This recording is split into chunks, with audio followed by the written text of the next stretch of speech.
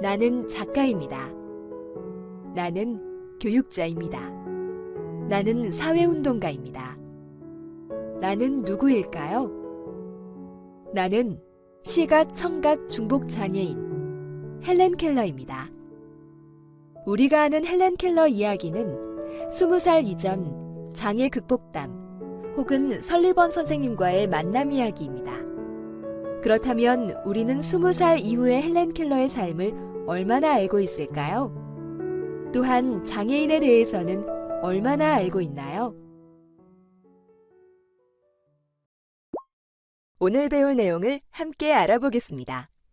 여러분은 이번 시간을 통해 장애를 바라보는 관점에 대해 이해하고 설명할 수 있으며 장애인에 대한 기존 시각을 생각해보고 개선 방향을 설명할 수 있게 됩니다. 또한 장애인 개념 및 현황을 이해할 수 있게 됩니다. 장애를 바라보는 관점. 여러분은 장애에 대해 어떻게 생각하시나요? 장애는 1차적으로 손상에서 시작되는데요. 손상은 절단이나 마비, 상실, 기능 정지 등 신체적, 심리적 또는 해부학적 구조나 기능의 손실을 가져오는 영구적이거나 일시적인 병리적 상태를 말합니다. 이처럼 손상은 하나의 속성일 뿐인데 특정한 사회적 환경과 조건 속에서 손상이 장애라는 상태로 인식되어 왔습니다. 그래서 그동안 장애 문제는 손상을 가진 한 개인에게 있는 것이며 개별적인 치료와 전문가의 지원 등을 통해 그 개인을 사회에 적응시키고자 하는 것에 초점을 맞춰왔습니다. 그러나 장애는 개인의 책임이 아니며 손상을 장애라는 상태로 만드는 사회적 환경과 구조라는 것을 인식하는 것이 중요한데요. 다음에 장애인에 대한 두 가지 질문지를 비교해보면 쉽게 이해할 수 있습니다. 당신은 자신에게 어떤 문제가 있는지 말해줄 수 있습니까? 이는 영국의 인구조사국에서 실시한 대면 인터뷰 목록에 실린 질문 항목입니다. 그럼 이 질문은 어떤가요? 당신은 사회에 어떤 문제가 있는지 말해줄 수 있습니까? 이 질문은 영국의 장애학자 마이클 올리버가 인구조사국의 질문 항목과 대응해 구성한 것입니다. 다른 질문들도 하나씩 보실까요? 당신은 청각장애 문제 때문에 사람들과 의사소통하는데 어려움이 있습니까? 사람들이 당신과 대화하는 능력을 지니지 못해 당신은 사람들과 의사소통하는 데 어려움이 있습니까? 당신의 건강 문제나 장애가 버스로 여행하거나 이동하는 것을 어렵게 하나요? 부적절하게 설계된 버스가 당신이 버스를 이용하는 것을 어렵게 하나요? 영국 인구조사국의 질문을 살펴보면 명백하게 장애인들이 직면한 문제를 그들 자신이 지닌 결함이나 기능상의 제약으로 단순화하고 있습니다. 반면에 마이클 올리버의 질문은 어떠한가요? 이처럼 관점을 조금만 바꾼다면 그 문제의 원인은 대안적인 질문들처럼 사회 내에 존재한다고 볼 수 있습니다. 장애인에 대한 기존 시각. 우리 사회의 장애인에 대한 시각을 확인할 수 있는 가장 일반적인 방법은 대중매체인 TV와 신문, 그리고 인터넷 등을 살펴보는 것입니다. 이를 통해 장애인에 대한 시각을 세 가지 유형으로 묶어볼 수 있는데요. 첫째는 시혜와 동정으로 장애 때문에 어려움과 비참함을 겪는 사람들의 모습을 통해 시혜와 동정을 불러일으켜 시청자와 독자들의 눈물샘을 자극하는 이야기입니다. 다음은 봉사의 모습인데요. 장애인을 위해 봉사하는 이웃들의 아름다운 이야기, 그래서 삭막하지만 아직은 인간미가 살아있는 우리 사회라는 메시지를 전달하는 이야기입니다. 마지막은 극복인데요. 개인의 초인적인 노력을 통해 장애를 극복하고 성공한 장애인의 영웅담입니다. 결국 이러한 시혜와 동정, 봉사, 극복이라는 세 가지 키워드와 이미지가 우리 사회가 장애를 바라보는 주류적인 시각이라고 볼 수 있습니다. 이러한 이미지들은 사회 구성원들로 하여금 장애인에 대한 특정한 인식을 강화하도록 하는데요. 즉 장애인은 늘 불쌍하고 도움이 필요한 존재로 인식하게 만듭니다. 여기서 극복이라는 단어에 대해 좀 더 생각해 볼 필요가 있습니다. 극복의 사전적 의미는 어렵고 힘들거나 바람직하지 않은 상태나 상황 따위를 노력으로 없애거나 좋아지게 함입니다. 극복이라는 단어 자체는 문제가 없고 오히려 어떤 상황에서 긍정적인 태도를 갖고 어려움을 이겨내는 과정에 대한 노력은 바람직하다고도 볼 수 있죠. 그러나 장애인에 대해 장애를 극복하라는 말은 문제점을 내포하고 있습니다. 앞서 만났던 헬렌 켈러 기억하시나요? 헬렌 켈러는 장애 극복의 대명사로 여겨져 왔습니다.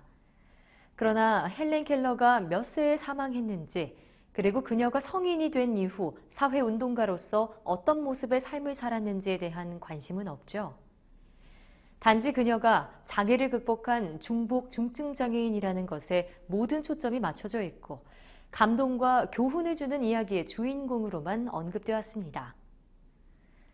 물론 헬렌 켈러나 스티븐 호킹 등과 같이 장애를 갖고 있으면서도 많은 사람들로부터 칭송을 받은 장애인의 사례는 그 자체로 큰 의미를 갖고 있음도 부인할 수 없지만 아주 소수의 사례입니다. 이러한 소수의 장애 극복 이야기들이 대다수 장애인들을 바라보는 시각에 어떠한 영향을 미치고 있는지 생각해 봐야 합니다. 장애인을 바라볼 때 열심히 노력하지 않아서, 그리고 자신의 장점을 최대한 살리면서 최선을 다하지 않아서 이런 인식을 갖게 만드는 건 아닐까요? 웹툰 송곳의 최규석 작가는 지금은 없는 이야기라는 작품에서 팔 없는 원숭이를 통해 장애 극복에 대해 다루고 있는데요. 팔 없는 원숭이와 함께 장애를 바라보는 시각에 대해 생각해 보겠습니다. 여기 팔이 없는 원숭이들이 있습니다. 이 원숭이들은 팔이 없어 나무에 매달린 열매를 먹지도 못하고 땅에 있는 무서운 호랑이를 피해 도망가지도 못합니다. 팔이 있는 원숭이들에 비해 너무 불리한 조건이죠. 그러던 중 팔 없는 원숭이 하나가 노력에 노력을 거듭하여 팔 없이도 나무를 오르는 데에 성공합니다. 그 원숭이는 나무에 올라 열매를 따서 다른 팔 없는 원숭이들에게 나누어 주기도 하며 다른 원숭이들의 선망과 존경의 대상이 되었습니다. 그런데 이 원숭이의 존재로 인해 다른 팔이 없는 원숭이들은 게으르고 무능력한 존재로 취급받게 되었습니다. 왜 저 원숭이처럼 노력해서 나무를 오르지 않느냐며 비난받기도 하고요. 팔이 없음에도 나무를 탈 수 있게 된 원숭이는 행복해졌으나 그 행복은 그 원숭이 혼자만의 것입니다. 장애인의 개념. 장애를 지닌 사람을 부를 때 공식적으로 사용하는 명칭은 장애인입니다. 그렇다면 장애인이라는 명칭은 어떻게 만들어졌을까요? 1981년에 심신장애자 복지법이 제정되면서 장애라는 표현이 공식화되는데, 이 장애라는 표현은 영어의 disability를 일본에서 장애자라는 한자 표기로 사용한 것을 참고해 다시 옮긴 것입니다. 그러나 심신장애자의 자가 사람을 비하하는 의미를 갖는다는 지적에 따라 1989년 장애인 복지법 개정과 함께 장애인으로 용어를 변경해 지금까지 공식용어로 사용하고 있습니다. 그렇다면 장애를 지니지 않은 사람은 뭐라고 불러야 할까요? 많은 사람들이 무의식적으로 정상인이나 일반인이라는 용어를 많이 사용하는데요. 이는 그 집단에 속하지 않으면 일반적이지 않고 정상인의 범주를 벗어난 비정상인이라는 의미로 해석될 수 있어 장애인은 비정상인이 되는 오류가 발생하게 됩니다. 그러므로 장애인이 아닌 사람을 비장애인이라고 부르는 것이 가장 객관성이 확보된 용어라고 할 수 있습니다. 그럼 누구를 장애인이라고 해야 할까요? 혹시 여러분은 국가마다 정하고 있는 장애인 기준이 다르다는 것을 알고 계신가요? 미국은 알코올 중독자도 장애인에 포함하고 스웨덴의 경우 의사소통이 어려운 외국 이민자도 장애인 범주에 포함시키고 있습니다. 우리나라에서 법적으로 정의하고 있는 장애인이란 신체적, 정신적 장애로 오랫동안 일상생활이나 사회생활에서 상당한 제약을 받는 자로서 대통령령이 정하는 장애의 종류 및 기준에 해당하는 자로 2017년 말 우리나라 등록 장애인은 약 250만 명으로 인구의 약 5% 정도입니다. 우리나라에서는 장애 유형을 크게 신체적 장애, 정신적 장애로 나눕니다. 그리고 신체적 장애는 다시 신체 외부 장애, 신체 내부 장애로 구분하며 정신적 장애는 발달 장애, 정신 장애로 구분합니다. 소분류로는 15개 유형으로 나눠지며 이는 법적으로 정해진 유형입니다. 또한 우리나라는 장애 등급제가 있는데요. 장애 정도에 따라 1급에서 6급까지 분류하고 등급에 따라 장애인이 지원받을 수 있는 복지 서비스에 차등이 있었습니다. 그러나 2019년 7월부터는 이러한 장애 등급제가 단계적으로 폐지되고 장애인 중심의 맞춤형 지원 체계가 도입될 예정입니다. 장애인 중심의 맞춤형 지원 체계는 장애인 복지 서비스를 장애인 개인의 욕구, 환경 등을 종합적으로 파악해 맞춤형으로 지원하기 위한 것으로 장애인 개개인별로 꼭 필요한 서비스를 제공할 수 있을 것으로 기대되며 새로 도입되는 종합조사에서도 장애 정도를 충분히 고려해 일상생활 수행 능력 등이 떨어질수록 더 많은 지원을 받을 수 있습니다. 적용하기. 장애인을 부르는 올바른 명칭을 알려주세요. 장애인을 부르는 다양한 명칭이 있습니다. 사람들마다 다르고 여러 명칭을 혼용해서 사용하기도 하는데요. 이러한 용어를 사용해도 되는지 한번 확인해 볼까요? 장애우,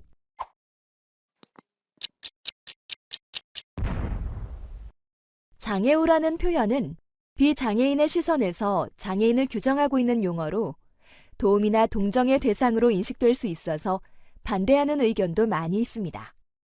또한 나는 장애우입니다 라는 1인칭 표현도 매우 어색하죠.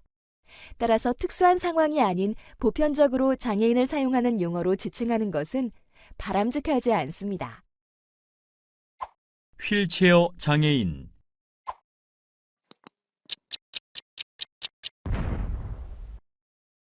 한 인간이 사용하는 도구가 그 사람의 정체성으로 표현될 수 없죠.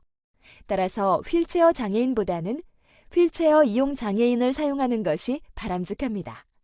같은 의미로 목발 장애인이 아닌 목발 이용 장애인을 사용하는 것이 좋겠죠? 농인,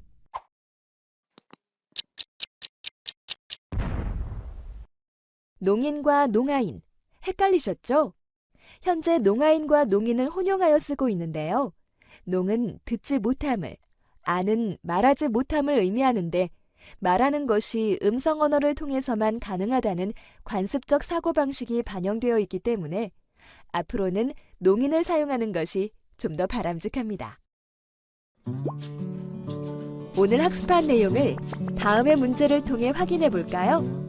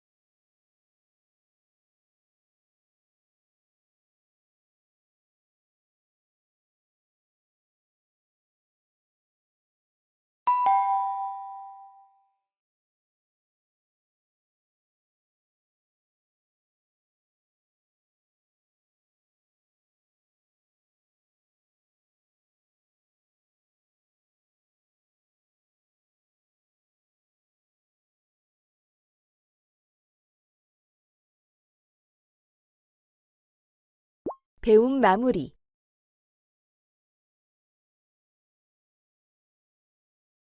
장애는 1차적으로 손상에서 시작되는데 특정한 사회적 환경과 조건 속에서 손상이 장애가 된 것입니다. 따라서 장애는 개인의 책임이 아닌 손상을 장애라는 상태로 만드는 사회적 환경과 구조라는 것을 인식해야 합니다. 장애인에 대한 기존 시각에는 시혜와 동정, 봉사의 모습, 극복이 있습니다. 장애인을 부르는 공식 명칭은 장애인이며 장애를 지니지 않은 사람을 부를 때는 정상인, 일반인이 아닌 비장애인을 사용하도록 합니다. 그렇다면 다음 질문에 대한 자신의 답은 무엇인지 생각해 보세요. 여러분의 장애를 바라보는 관점은 어떤가요? 장애는 개인의 책임일까요? 장애는 극복해야만 할까요?